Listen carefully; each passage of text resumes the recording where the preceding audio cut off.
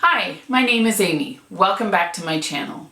I am super excited for today's video because it is the last piece of my Frozen Goes Historic costume, the 1890s Elsa traveling suit.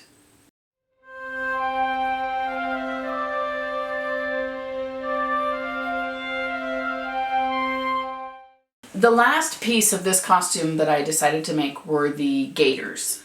I have now made this pattern twice, and the first time I made it to my measurements on my calf, actually my entire lower leg over my boot. The first pair were several inches too small, and I double checked my measurements printing out the pattern, and it was the correct scale. So the next time I made these gaiters, I made the largest size, and I planned on just taking it in where I needed to. But even that, by the measurements on the pattern, should have been about 2 inches too big, and even these are a little bit too tight. So I'm not positive what is going on with the pattern sizing wise. Other than the size issues I've been having, it's a great pattern. It was easy to put together, the instructions were clear and easy to understand, and I'm pretty thrilled with the final product, even though it's not quite the right size for me. I am a little bit disappointed in these gaiters because, and I have never had this issue before, but I didn't finish the inside, which is per the instructions, and so I used fray check on the edges that I thought might have a bit of an issue, and it leaked through to the right side of the gaiters and left stains. These have been washed now. I'll take some close-up pictures to insert up above, but it left little stains on the right side of the gaiters. And I've never had fray check do that before, so I'm pretty disappointed about that. But I'm not disappointed enough. I want to make these gaiters again for this costume. I'm ready for this costume to be done, quite frankly. With that, let's get into how I made them.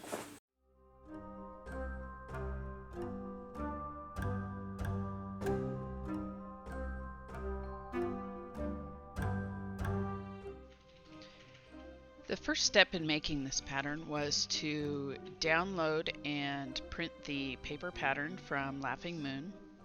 I taped it together and then cut it out using my paper scissors.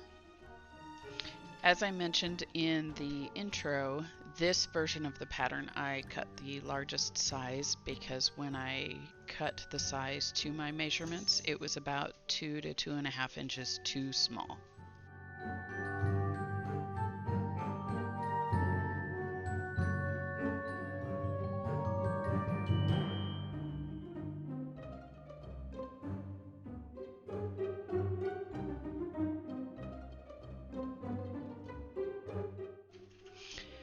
I wanted these gaiters to have a little bit of body, so before I cut out the pieces, I ironed on some fusible interfacing to the back side of my fabric.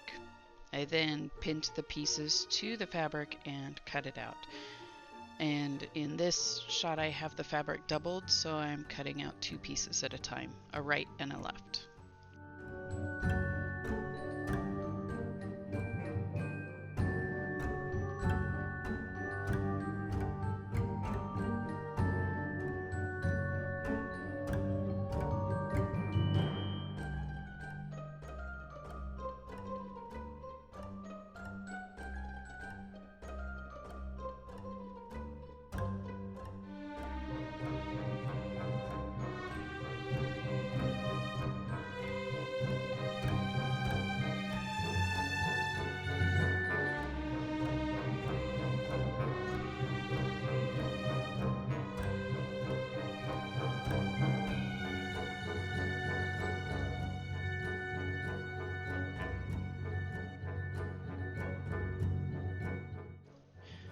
Once I had all the pattern pieces pinned to the fabric, I went ahead and cut them out.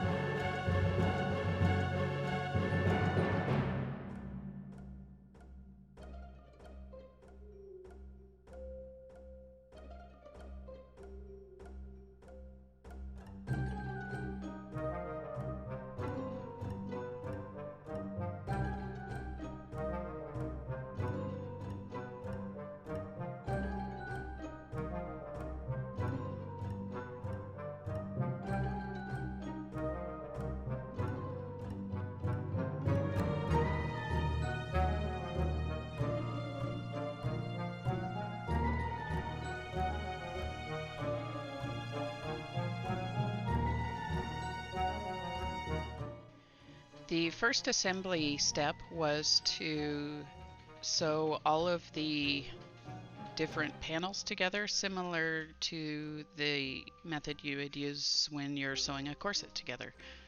I made sure to sew each piece from the top to the bottom so that I didn't get any warping of the fabric.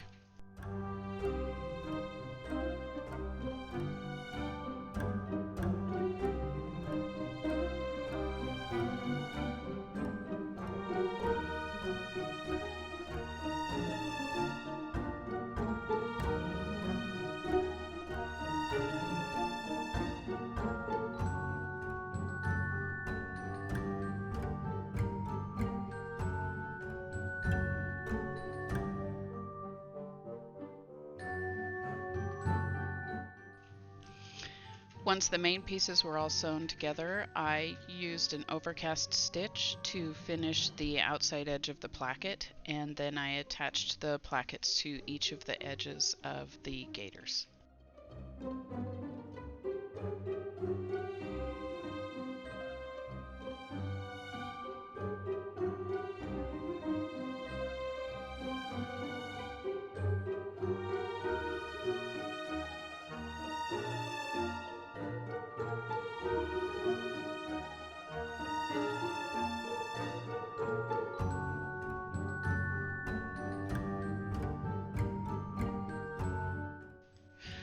Once the plackets were attached, they were turned right side out and pressed, and the top and bottom edges were each pressed under 5/8 of an inch.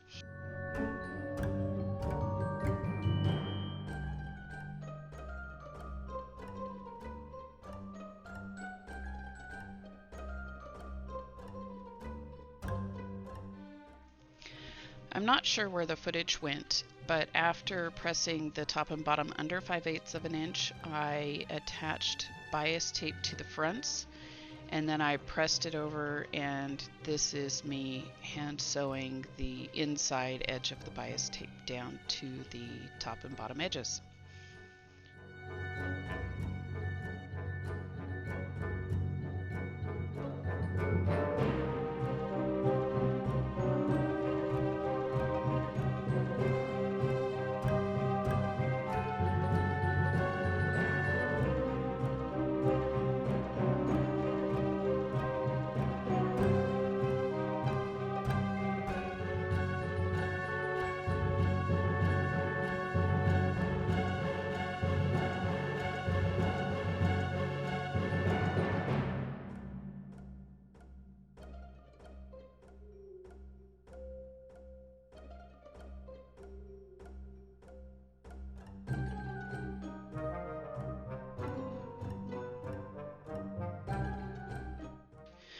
Once the bias tape was secured down, I trimmed the edges and neatened up the seams a little bit.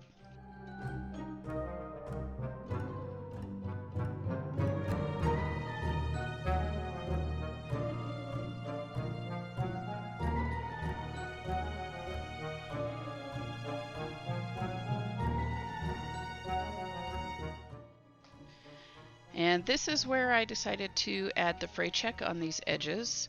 Unfortunately, like I said, they left stains, but I may eventually cover those up a little bit with some sequins or little bits of embroidery. I haven't decided yet.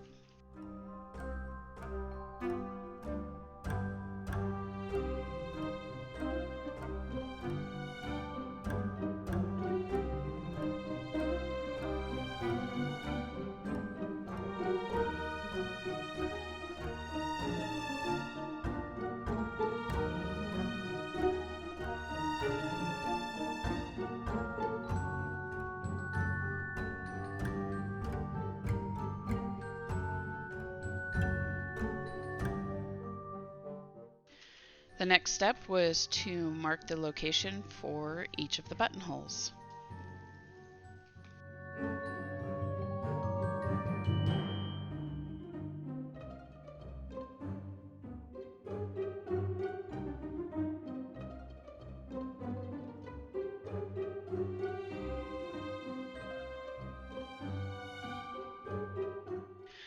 I placed the buttonholes about 1/4 of an inch away from the edge of the gaiter, and each of the buttonholes is 3/4 of an inch wide.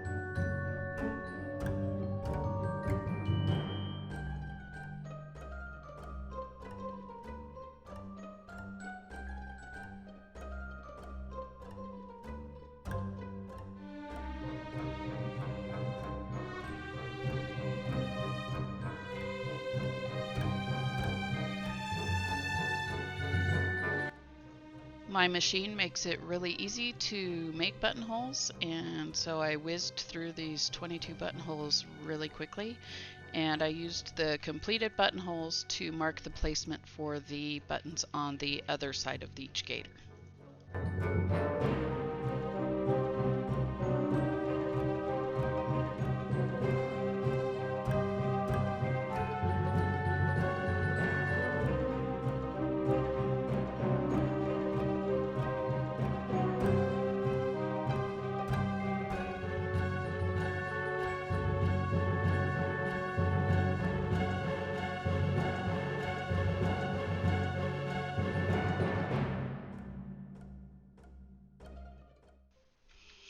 My machine also has the ability to sew on buttons, so getting the 22 buttons sewn on was relatively easy as well. I just use tape to secure the buttons down and attach them without a foot on the machine.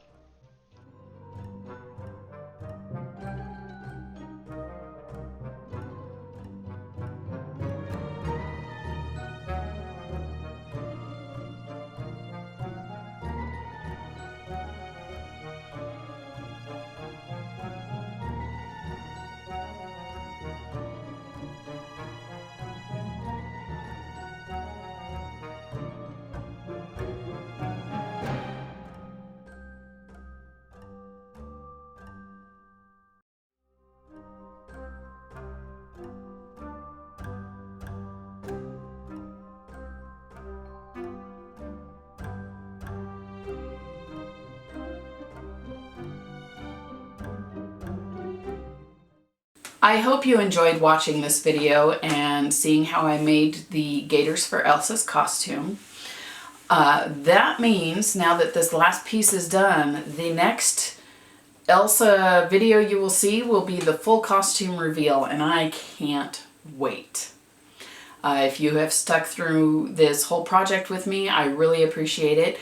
I appreciate every single one of you out there watching and commenting and just interacting with me in general.